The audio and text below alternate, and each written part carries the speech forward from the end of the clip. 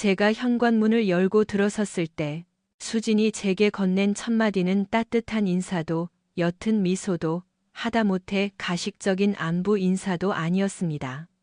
이혼해. 총알처럼 날아와 박히는 단호한 세 글자였습니다.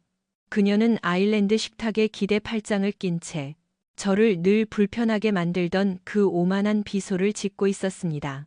저는 차 키를 쥔 채 현관에 멈춰 섰습니다. 작업복은 현장에 먼지로 뒤덮여 있었고 안전화는 행복한 우리 집이라고 적힌 발매트 위에 흙자국을 남기고 있었습니다. 뭐라고? 저는 멍하니 되물었습니다. 심장이 어찌나 세게 뛰는지 귓가에 쿵쿵거리는 소리가 들릴 지경이었습니다. 우리 지난 몇 달 동안, 물론 우리는 공과 금이나 집안일, 지하의 잠투정 문제로 다투곤 했지만 이런 상황은 상상조차 해본 적이 없었습니다. 수지는 마치 샴푸 광고를 찍는 것처럼 긴 생머리를 어깨 뒤로 넘기며 코웃음을 쳤습니다. 귀 먹었어? 그녀가 비웃었습니다. 난 끝났다고, 알겠어? 더 이상 이 구질구질한 짓 안 할 거야. 이미 변호사랑 얘기 끝냈고 정식으로 진행할 거야. 구역질이 날 정도로 거만한 태도에 저는 상황을 파악하려 애썼습니다. 수진아, 저기, 우리 대화 좀 하자. 적어도 말은 할 수 있잖아. 우리에겐 아이가 있어. 이렇게 막무가내로 굴면 안 되지. 그녀가 콧방귀를 뀌며 말을 잘랐습니다. 아이? 그래, 지수는 4살이고 당신보다 더 철들었어. 당신은 내 말을 듣는 시협조차 안 하잖아. 당신 멋대로 하고 내 요구는 무시하면서 내가 현모양처 노릇이나 하고 있을 줄 알았어? 난 계획이 있고 그대로 진행할 거야. 더 이상의 논쟁은 없어. 그녀의 말투는 경멸로 가득 차 있었고 마치 제가 곧 해고될 말단 직원인 양 취급했습니다. 제 머릿속에는 결혼식 날 하얀 드레스를 입고 환하게 웃던 그녀의 모습이 스쳐 지나갔습니다. 지금 제 눈앞에 있는 여자는 전혀 다른 사람 같았습니다. 저는 침을 꿀꺽 삼키며 평정심을 유지하려 애썼습니다. 수진아, 진심이야? 이혼이라니? 저는 거실 벽에 걸린 지아의 그림들을 힐끗 보았습니다. 공주님 성, 무지개, 유니콘. 아이는 자신의 세상이 무너지기 직전이라는 것도 모른 채 그림을 그렸을 겁니다. 수지는 식탁 위에 있던 서류 봉투에서 종이 뭉치를 꺼내더니 제 가슴팍에 거칠게 밀어붙였습니다. 읽어보고 도장 찍고 나가. 아파트랑 차는 내가 가질 거고 양육비 청구 소송도 낼 거야. 저는 제 귀를 의심하며 그녀를 멍하니 바라보았습니다. 지금 무슨 소리를 하는 거야? 집이랑 차를 내놓으라고? 당혹감과 분노로 목소리가 떨렸습니다. 나보고 길바닥에 나앉으라는 거야? 그녀가 차갑게 웃었습니다. 그건 내 알 바 아니지. 어디 싼 고시원이라도 잡아서 살든가. 하지만 지수는 내가 키울 거니까 양육비는 매달 일일에 꼬박꼬박 보내. 핑계댈 생각 말고. 그녀가 이런 식으로 나올 줄은 몰랐습니다. 마치 머릿속으로 이 장면을 수없이 리허설하며 누가 주도권을 쥐고 있는지 제게 똑똑히 보여주겠다고 작정한 것 같았습니다. 저는 봉투를 열어 서류들을 훑어보았습니다. 이혼 소장, 양육권 합의 제안서, 격주, 주말. 저는 그녀가 지아와 함께할 수 있는 시간을 한 달에 단 2번의 주말만으로 줄여놓은 것을 보고 중얼거렸습니다. 이수진, 이건 말도 안 돼. 지아랑 나는. 그녀가 소름 끼치게 저를 노려보았습니다. 지아랑 당신이 뭐. 당신은 집에 붙어 있지도 않잖아. 맨날 야근이다 뭐다 늦게 들어오고 피곤하다는 말만 달고 살면서 무슨 슈퍼맨이 돌아왔다 찍는 줄 알아? 그녀가 몸을 앞으로 숙이며 경멸 어린 목소리로 낮게 말했습니다. 당신 스케줄에 맞춰 사는 것도 이제 지긋지긋해. 지수는 내 딸이야. 당신이 못 따라오면 그건 당신 잘못이지. 제가 반박하기도 전에 그녀는 눈을 흘기며 중얼거렸습니다. 맙소사, 넌 항상 놀란 척하더라. 도장을 찍든 말든 상관없어. 어차피 법원은 내 편 들어줄 테니까. 난 유능한 변호사도 있고 직업도 있고 내가 주 양육자니까. 그녀는 고개를 쳐들고 비웃었습니다. 당신한테 뭐가 있어? 그 잘난 자존심 말고? 저는 화를 참으려 이를 악물었습니다. 우리 결혼한 지 5년 됐고 만난 지 7년이야. 그동안 생활비는 내가 다 댔어. 관리비, 대출이자, 지하 유치원비, 식비 전부 다 내가 냈다고. 그녀가 또다시 머리카락을 넘기며 킬킬거렸습니다. 어머, 감동적이네. 당연히 해야 할 일 해놓고 훈장이라도 달라고? 웃기지 좀 마. 됐고. 입 다물고 도장이나 찍어. 저는 분노와 배신감으로 눈앞이 흐려지는 것을 느끼며 서류를 내려다보았습니다. 그녀의 요구에 굴복할 수는 없었습니다. 난 아무것도 안 찍어. 알겠어. 저는 떨리는 목소리로 말했습니다. 지금 당장은 안 해. 변호사랑 먼저 상의해 봐야겠어. 수지는 과장된 한숨을 내쉬더니 비꼬듯이 천천히 손뼉을 쳤습니다. 오, 우리 박 소장님이 변호사를 선임하시겠다. 변호사비 낼 돈이나 있는지 모르겠네. 그녀는 네일아트를 받은 손가락으로 제 가슴을 찔렀습니다. 이건 일어날 일이야. 당신 그 게으른 꼴 보는 것도 이제 질렸어. 그리고 지아는 내가 키울 거야. 당신은 2주에 한 번씩 보든가 말든가. 그녀의 잔인한 말투에 귀가 멍해졌습니다. 저는 서류철을 쾅 닫았습니다. 그래, 저는 평정심을 잃기 전에 자리를 뜨며 말했습니다. 변호사한테 전화할 거야. 당신이랑 싸울 거라고. 양육권? 그녀는 눈썹을 치켜 올리고 입꼬리를 비틀며 말했습니다. 마음껏 발버둥 쳐봐, 자기야. 결국 망신만 당할 테니까. 그러고는 뒤돌아서 복도를 걸어가 안방 문을 쾅 닫아버렸습니다. 마치 1초라도 제 꼴을 더 보는 걸 견딜 수 없다는 듯이 말이죠. 저는 거실에 서서 몸을 떨었습니다. 지하의 방문이 살짝 열려 있었고 바닥에는 곰 인형들이 널려 있었습니다. 제 어린 딸은 엄마와 아빠가 심각한 위기에 처해 있다는 사실을 까맣게 모르고 있었습니다. 도대체 어디서부터 잘못된 걸까? 머릿속이 복잡했습니다. 물론 힘들 때도 있었지만 우리에겐 딸이 있잖아요. 그게 아무런 의미가 없는 걸까요? 저는 숨을 헐떡이며 서류 뭉치를 봉투에 쑤셔 넣고 탁자 위에 올려놓았습니다. 도움이 필요했습니다. 누구든 아무나. 머릿속으로 대책을 강구하려 애썼지만 떠오르는 건 단 하나뿐이었습니다. 수진에게 휘둘려서는 안 된다는 것, 특히 지아의 미래가 걸린 일이라면 더더욱. 며칠 후 저는 직장 동료에게 소개받은 김 변호사에게 전화를 걸어 약속을 잡았습니다. 그동안 수지는 집안의 여왕처럼 군림하며 저를 투명인간 취급하거나 독서를 퍼부을 때만 아는 척했습니다.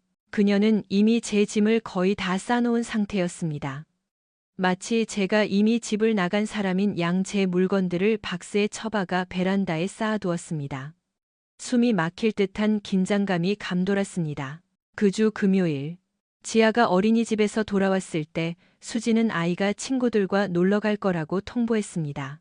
애 늦게까지 깨어있게 하지 마. 그녀가 거실 건너편에서 저를 노려보며 쏘아붙였습니다. 내일 애가 피곤해서 칭얼거려도 난 몰라. 저는 이를 악물었습니다. 내 딸 케어는 내가 알아서 해. 제가 말했습니다. 4년 동안 해왔어. 그녀는 마치 멍청한 아이를 대하듯 비웃음을 터뜨렸습니다. 오, 그러셔. 대단하신 슈퍼 대디 나셨네. 그래서 맨날 애 옆에 없었어? 됐어. 그녀는 명품 가방을 챙겨들고 무심하게 손을 흔들며 현관을 나섰습니다. 저는 소파에 털썩 주저앉아 관자놀이를 문질렀습니다. 지아는 제 발치에서 만화 주제가를 흥얼거리며 놀고 있었습니다. 이 모든 혼란으로부터 아이를 지켜주고 싶었지만 수진이 우리 사이를 갈라놓으려 한다는 사실을 숨길 수는 없었습니다. 다음 날 아침, 저는 시내의 좁은 사무실에서 김 변호사를 만났습니다. 그는 구겨진 양복을 입은 마른 체구의 남자였지만 악수하는 소나기 힘은 셌습니다. 이혼 양육비, 양육권이라. 그는 노란색 법률 노트에 펜을 두드리며 말했습니다. 흔한 일이죠. 제가 맡겠습니다. 부인이 아파트, 차, 양육비까지 모든 걸 요구하고 있군요. 선생님이 그동안 대부분의 비용을 부담했음에도 불구하고요. 마치 선생님은 아무것도 기여한 게 없는 것처럼 구는군요. 김 변호사는 어깨를 으쓱했습니다. 안타깝게도 흔한 일입니다. 주 양육권을 가진 배우자가 보통 주거 안정을 이유로 집을 요구하죠. 양육비의 경우 친부라면 과거에 얼마나 냈든 상관없이 책임이 있습니다. 법적 산정 기준표에 따르는 거지 선생님의 개인 사정을 다 봐주진 않습니다. 제가 관리비랑 대출금 다 냈는데 억울하네요. 게다가 지아를 격주로만 보게 하겠다니. 저는 긴장된 목소리로 말했습니다. 김 변호사는 안경을 고쳤으며 메모했습니다. 표준적인 면접 교섭권 합의안이긴 합니다만 설득력 있는 논거가 있다면 시간을 늘리기 위해 싸울 수 있습니다. 동등한 양육 능력을 입증하면 공동 양육권을 허가받을 수도 있고요. 그 여자가 너무 적대적이에요. 제가 중얼거렸습니다. 마치 저를 원수처럼 대한다니까요. 이렇게 나올 줄은 몰랐어요. 김 변호사는 팔짱을 끼고 이해한다는 듯 고개를 끄덕였습니다. 이혼 소송은 사람의 가장 밑바닥을 드러내게 하죠. 중요한 건 감정을 다스리세요. 금융 자료를 모아주시면 법적인 부분은 제가 맡겠습니다. 부인의 심리전에 말려들지 마세요. 속이 울렁거렸지만 저는 고개를 끄덕였습니다. 우리는 전세 자금, 대출금, 재정 상태에 대해 자세히 이야기를 나누었습니다. 김 변호사는 다음 단계를 설명했습니다. 소장에 대한 답변서를 제출하고 공동 양육권을 위해 싸우겠지만 비용과 시간이 많이 들고 지치게 될 거라는 점을 각오하라고 했습니다. 사무실을 나오면서 두려움이 밀려왔습니다. 수진의 오만함, 도끼 어린 목소리, 조롱. 이건 법적 공방의 시작일 뿐이었고 지아는 그 사이에 끼어 있었습니다. 그 후 몇 주 동안 수진은 저를 괴롭히기 위해 할 수 있는 모든 짓을 다 했습니다. 살이 빠진 저를 보며 스트레스 못 견디네. 약해 빠져가지고라며 비웃고 복도에서 마주치면 비아냥거렸습니다. 제가 지아에게 잠들기 전 동화책을 읽어줄 때면 코웃음을 쳤습니다. 오, 이제야 아빠 노릇할 시간이 생기셨나 봐. 그녀는 팔짱을 끼고 말했습니다. 저는 매일 창고 같은 작은 방에서 에어 매트리스를 깔고 잤습니다. 벌을 받는 기분이었지만 아이러니하게도 수지는 저를 집에서 완전히 쫓아내지는 않았습니다. 아마 그녀의 일부분은 저를 지배하는 상황을 즐기는 것 같았습니다. 제가 고통스러워하는 꼴을 지켜보다가 마지막에 쫓아내고 싶어 하는 것 같았습니다. 어느 날 저녁 지아가 잠든 후 수진이 부엌 구석으로 저를 몰아세웠습니다. 이봐 그녀가 낮은 목소리로 말했습니다. 언제 나갈 거야? 네 얼굴 보는 것도 이제 지겨워. 저는 주먹을 꽉 쥐었습니다. 변호사가 다 정리할 때까지 안 나가.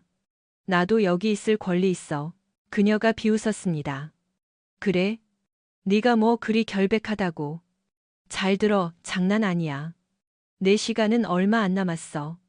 법원 판결 나면 바로 현관문 비밀번호 바꿀 거야. 그렇게는 안 될 걸. 제가 이를 악물고 말했습니다. 너 비밀번호 못 바꿀 걸. 그녀는 고개를 뒤로 젖히며 웃었습니다. 난 내가 하고 싶은 대로 다 할 수 있어. 그리고 장담하는데 판사는 신경도 안 쓸 걸. 맙소사, 자기가 뭐 대단히 똑똑한 줄 아나 봐? 불쌍하다, 정말. 그만해, 이수진. 제가 평정심을 유지하려 애쓰며 말했습니다. 여긴 우리 가족의 집이고 지아의 집이야. 아이의 안정은 생각 안 해. 그녀의 눈빛이 차가워졌습니다. 난 너랑 같이 안 사는 게 중요해. 그리고 지아한테는 세상 탓만 하는 아빠보다 강한 엄마를 보는 게 훨씬 나아. 징징대기는 벽이랑 얘기하는 게 낫지. 그녀의 적대감은 멈출 줄 몰랐고 말 한마디 한마디가 면도날처럼 날카로웠습니다. 저는 분노를 삼키고 자리를 피했습니다. 집안의 긴장감만으로도 벅찬데 직장 생활마저 위태로워졌습니다. 끊임없는 압박감, 다툼, 법원 출석을 위한 연차 사용 등 모든 것이 겹쳤습니다. 어느 날 최 부장님이 저를 따로 불렀습니다. 박 과장, 요즘 업무 성과가 영 아니야. 무슨 일 있나? 제가 뒷목을 문지르며 인정했습니다. 죄송합니다. 정신 좀 차리겠습니다. 부장님은 고개를 저었습니다. 개인 사정 힘든 건 알겠는데 회사도 돌아가야지. 거래처에서 마감 기한 때문에 불만이 들어왔어. 더 분발하지 않으면 징계할 수밖에 없어. 저는 패닉에 빠졌습니다. 15년 동안 해온 일인데 집안일 때문에 갑자기 모든 게 흔들리고 있었습니다. 알겠습니다. 만회하겠습니다. 억지 미소를 지으며 대답했지만 몇 주가 지나도록 육아, 수진과의 대립, 업무량을 모두 감당하는 건 불가능했습니다. 피로는 엉성한 보고서와 마감 시한 초과로 이어졌고 결국 충격적인 소식이 날아왔습니다. 금요일, 최 부장님의 호출을 받고 사무실로 들어갔을 때 그는 웃지 않았습니다. 미안하네. 그가 무뚝뚝하게 말했습니다. 오늘부로 권고사직이야. 심장이 덜컥 내려앉았습니다. 부장님 이러시면 안 됩니다. 시간만 좀 더 주시면. 이미 몇 주나 줬잖아. 우린 전념할 수 있는 사람이 필요해. 책상 정리하게. 저는 분함에 눈물을 삼키며 사무실을 나왔습니다. 지하, 사진과 개인 물품 몇 가지를 챙겼습니다. 동료들이 쳐다보았고 몇몇은 동정 어린 눈빛으로 고개를 끄덕였습니다. 물속으로 끌려 들어가 숨을 쉴 수 없는 기분이었습니다. 실직은 모든 상황을 최악으로 만들었습니다. 대출금과 관리비를 낼 돈도 빠듯한데 양육비는 고사하고 말이죠. 법원에서 수진의 소장에 근거한 임시 명령이 내려진 후 그녀는 제 실직 소식을 듣고 쾌재를 불렀습니다. 그리고 더 깊은 상처를 주었습니다. 오, 소중한 직장까지 잃으셨네. 어느 오후 그녀가 말했습니다. 이제 진짜 쓸모없는 인간이 됐구나. 수입도 없는데 양육비 내려면 고생 좀 하겠어. 천재 나셨네. 피가 거꾸로 솟았습니다. 일자리 구하고 있잖아. 그녀의 조롱에 지쳐 소리쳤습니다. 경제도 어렵고 지하 돌볼 시간도 내야 한다고. 그녀는 경멸하듯 손을 내저었습니다. 내 알바 아니지. 돈이나 내놔. 안 그러면 후회하게 해줄 테니까. 지하 보고 싶으면 돈 내는 게 좋을 거야. 그녀가 조직폭력배 두목처럼 협박하는 게 믿기지 않았습니다. 하지만 빈말이 아니었습니다. 제가 돈을 안 내면 법적 조치를 취하겠다고 했습니다. 그리고 제가 저축해둔 돈이 바닥나 제때 입금하지 못하자 실제로 그런 일이 벌어졌습니다. 어느 날 밤 수진이 전화해서 욕설을 퍼부었습니다. 내 돈 어디 있어? 그녀가 쉬쉬거렸습니다. 감히 날 무시해?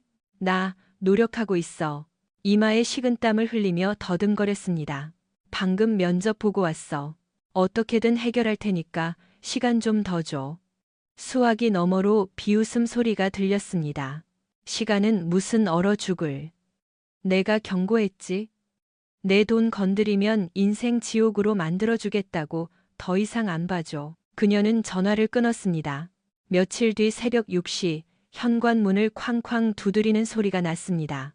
경찰 2명이 서서 제 신원을 확인하더니 미란다 원칙을 고지하고 양육비 이행 명령 위반에 따른 감치 명령으로 체포했습니다. 이웃들이 커튼 뒤로 제가 수갑을 차고 경찰차에 태워지는 모습을 지켜보았습니다. 범죄자가 된 기분이었지만 제가 한 일이라곤 실직한 것뿐이었습니다. 경찰서로 가는 내내 머릿속이 하얘졌습니다. 지아의 얼굴이 떠나지 않았습니다. 아빠가 돈이 없어서 유치장에 갔다는 걸 아이에게 어떻게 설명해야 할까요? 주말이라 월요일까지 판사를 만날 수도 없어서 땀 냄새와 소독약 냄새가 진동하는 유치장에서 낯선 사람들과 이틀 밤을 보내야 했습니다. 철창문이 닫히는 소리가 머릿속에 울렸습니다. 저는 고개를 숙이고 문제를 일으키지 않으려 했습니다. 월요일이 되자 저는 수의를 입고 수갑을 찬 채 법정으로 끌려갔습니다.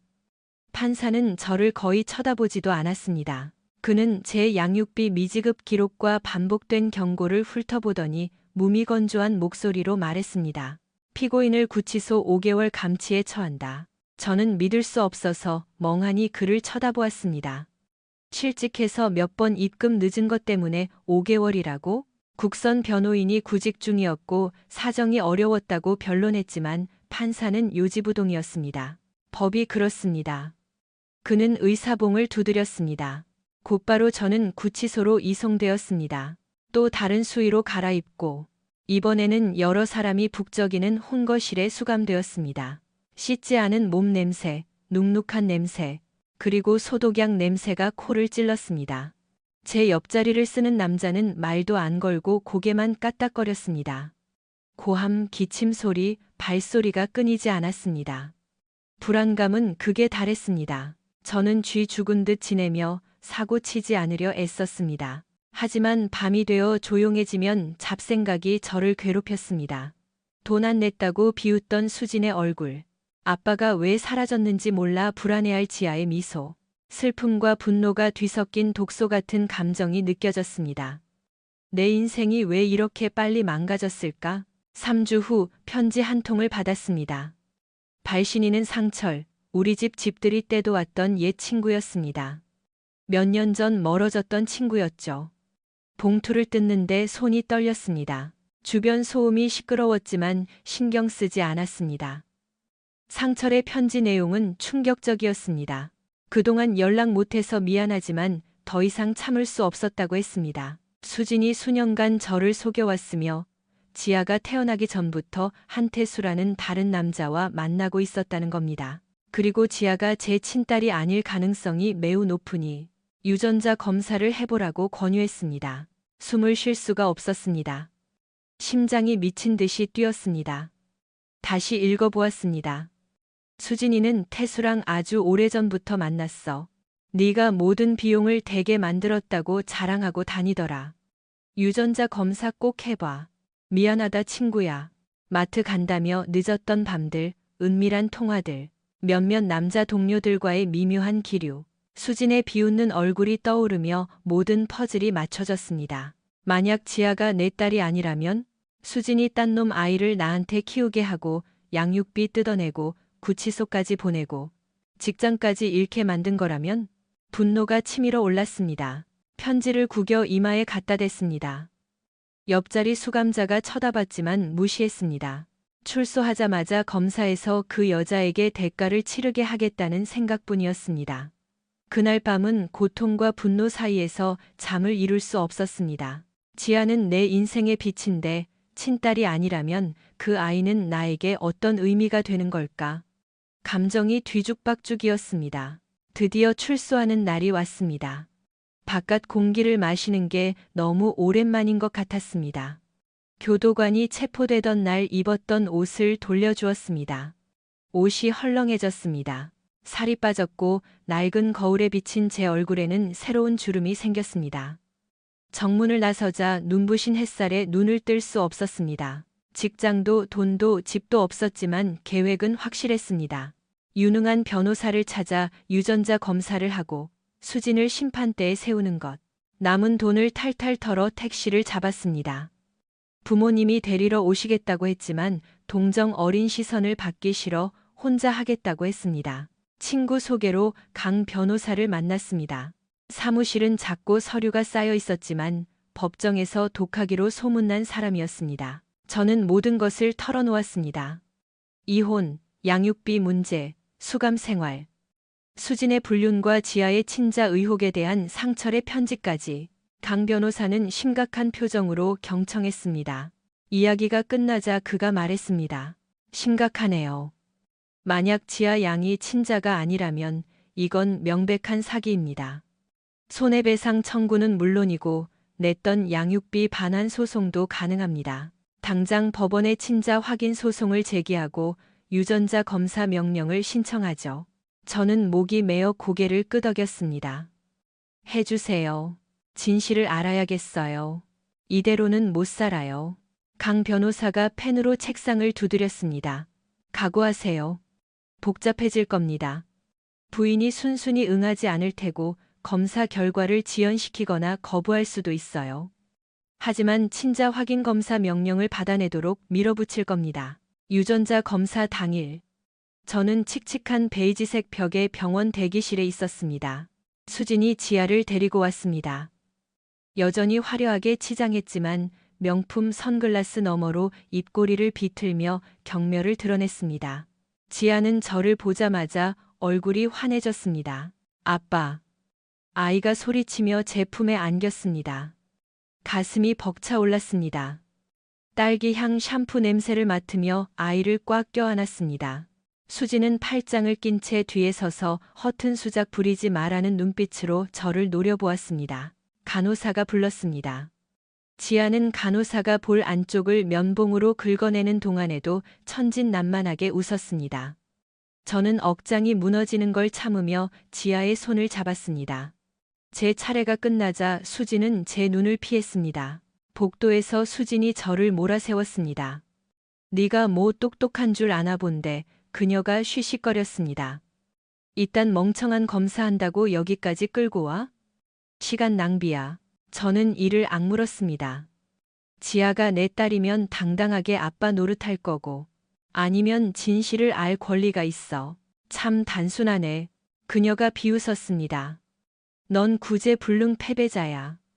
검사 결과가 내 뜻대로 나와도 양육비 낼 능력도 없잖아.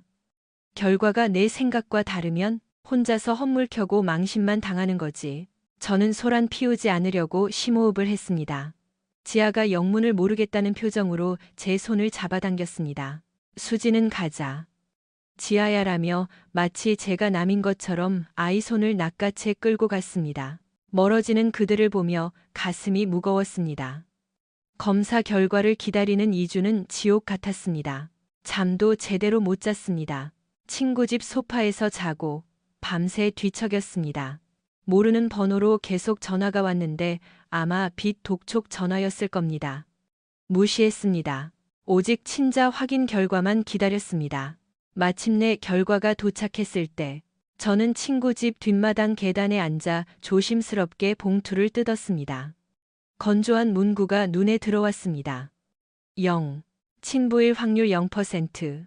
지아는 제 딸이 아니었습니다. 세상이 흐릿해졌습니다.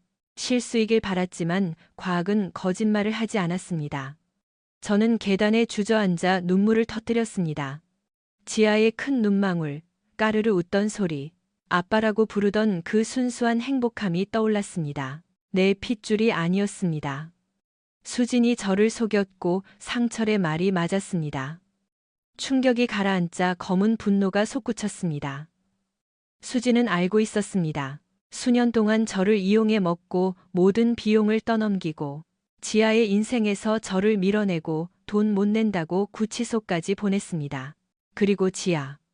그 아이야말로 진짜 피해자였습니다. 덫에 걸린 무고한 아이. 강 변호사에게 전화를 걸었습니다. 목소리가 떨렸습니다. 내 딸이 아니래. 수진이 고소할 거야. 사기죄, 정신적 피해 보상. 전부 다. 절대 그냥 못 넘어가. 그는 차분하지만 단호하게 말했습니다. 알겠습니다. 즉시 소장 접수하죠. 손해배상 청구권이 있고 형사 고발도 추진할 수 있습니다. 내일 봅시다. 전화를 끊고 떨리는 숨을 내쉬었습니다. 이건 전쟁입니다. 수지는 저에게 굴욕을 주고 직장과 자유를 뺏었습니다. 이제 정의를 구현할 차례입니다. 재판 당일 긴장감에 배가 아팠습니다. 저는 원고석에 앉아 있었습니다. 강 변호사가 증거 서류들을 정리하고 있었습니다. 친자 확인 결과, 양육비 지급 내역, 수진의 오랜 불륜에 대한 상철의 진술서. 수진은 맞은편에 변호사와 앉아 있었습니다. 불안해 보였지만 여전히 턱을 치켜들고 차가운 눈빛으로 도전적인 태도를 보였습니다. 엄격해 보이는 여성 판사가 개정을 선언했습니다.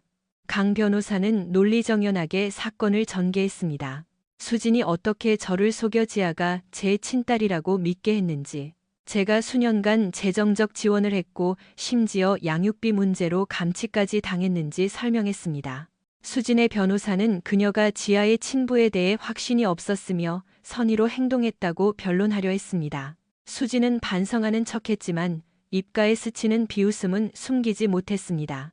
그녀는 저를 마치 밟아버리고 싶은 벌레 보듯 경멸 어린 시선으로 쳐다보았습니다. 강 변호사는 상철을 증인으로 불렀습니다. 그는 모임에서 수진이 양육비 문제로 저를 골탕 먹이고 있으며 한태수와 바람을 피우고 있다는 사실을 자랑스레 떠벌리는 것을 들었다고 증언했습니다.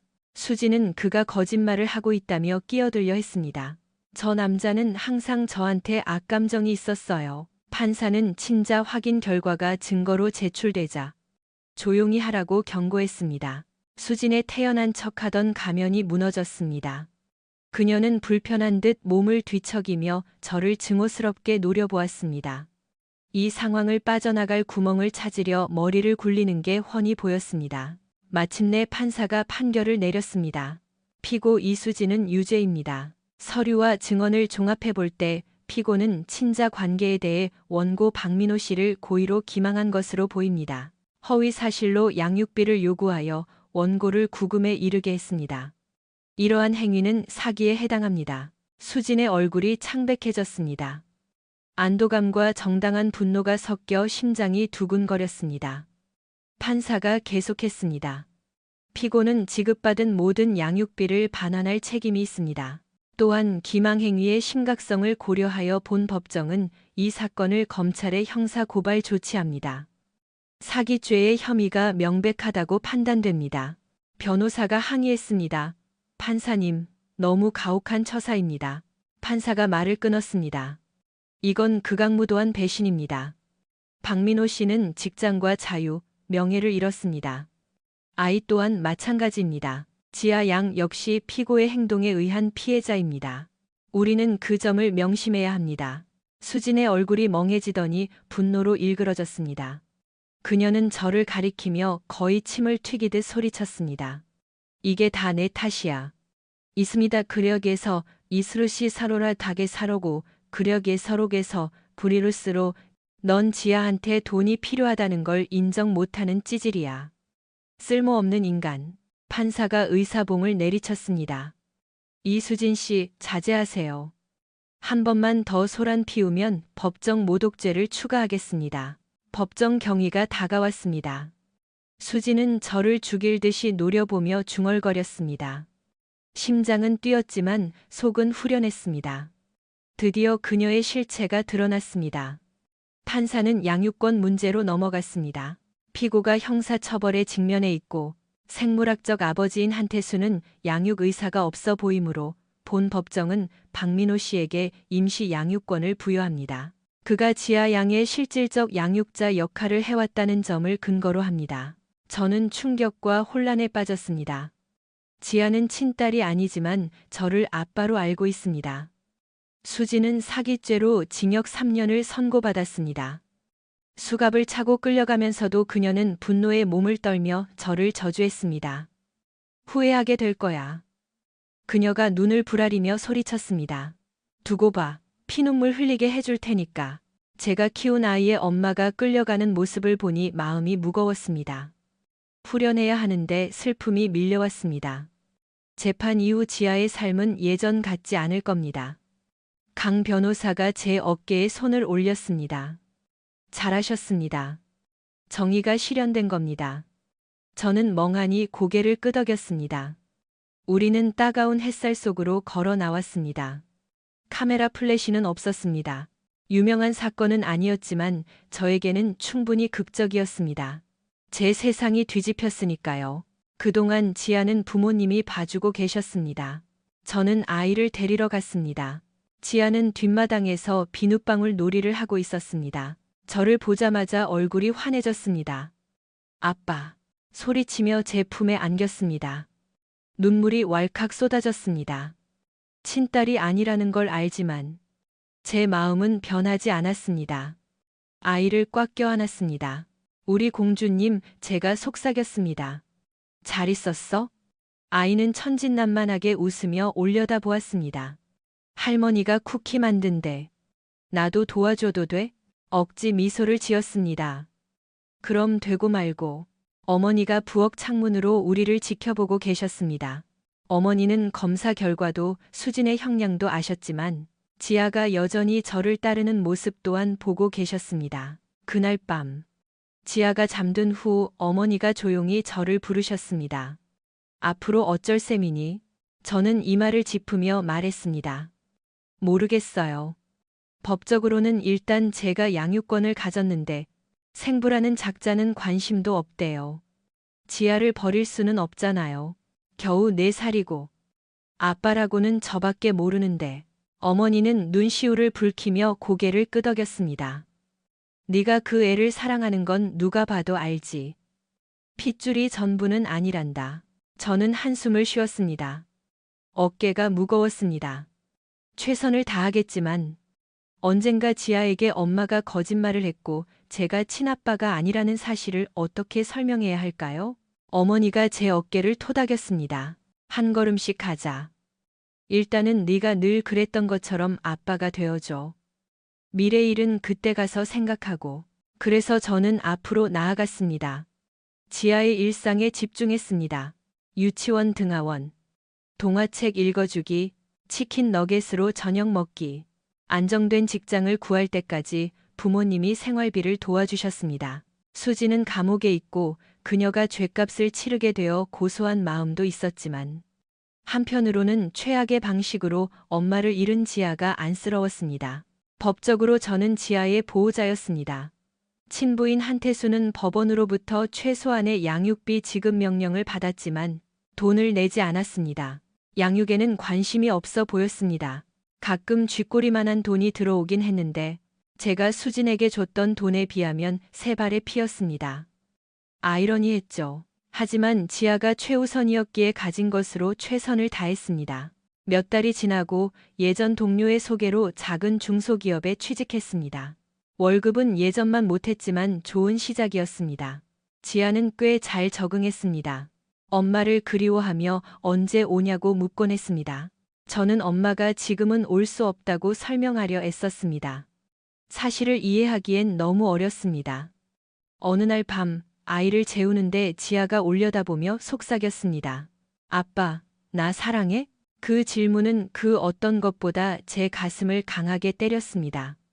지아야. 저는 아이 머리를 쓰다듬으며 말했습니다. 아빠는 세상 그 누구보다 너를 사랑해.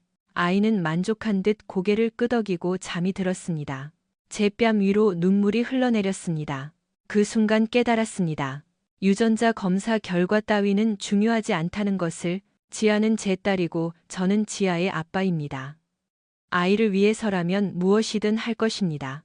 몇 달 후 지아 양육권에 대한 후속 심리가 열렸습니다. 수지는 수감 중이었지만 출소하면 지아를 데려가겠다고 청원서를 냈습니다. 억울한 판결이었다고 주장하면서요. 제 변호사는 책임 전가를 위한 발악일 뿐이라고 했지만 저는 불안했습니다. 재판 당일 수지는 교도소에서 화상으로 출석했습니다. 수척해졌지만 비웃는 입꼬리에는 여전히 옛날의 오만함이 남아 있었습니다. 판사가 발언 기회를 주자 그녀는 횡설수설하며 제가 함정에 빠뜨렸고 상철이 거짓말을 했으며 검사 결과가 조작됐다고 주장했습니다. 강 변호사는 차분하게 검증된 증거를 제시했습니다. 판사는 수진의 쇼에 넘어가지 않았습니다. 그는 제 양육권을 확정하고 수진의 친권 및 양육권을 박탈한다고 선언했습니다.